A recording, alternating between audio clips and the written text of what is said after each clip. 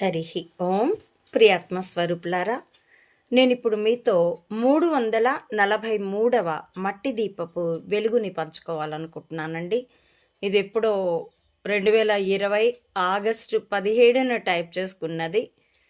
ఇప్పటికీ వీడియోగా మీకు సమర్పిస్తున్నాను, కొనసాగిస్తున్నాను. ఇది నేను శ్రీ రామకృష్ణ ప్రభలో చదివాను.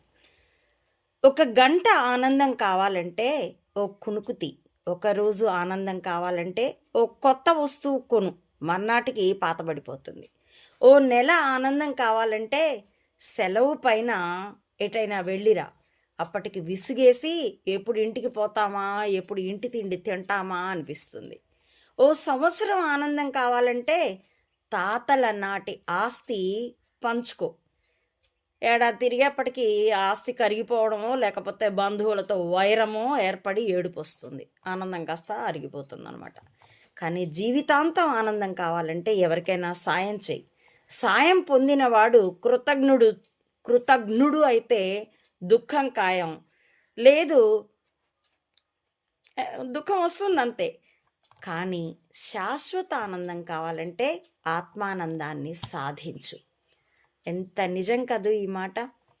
కాబట్టి నిరంతరం పొట్టకూటి గురించి, బంధాల గురించి గాక చింతలు బాపే చింతన చేయమంటుంది హిందూ జీవన విధానం. ఇదే హిందూ సనాతన ధర్మం ప్రపంచానికి ఇచ్చే జ్ఞాన ప్రకాశం. ఇది మాతా అనంతానంద చేతుల్లో మహర్షులుంచిన మట్టి దీపం. నా ఈ మట్టి దీపాలు మీకు నచ్చితే please like, share and recommend my channel to others as well. Subscribe it. Please support Amma-Odi Mata Anantananda to spread the truth of either spying or spirituality up to the roots of the society. As well, support me financially also. Bhavati Bhiksha Andehi. Thank you for watching.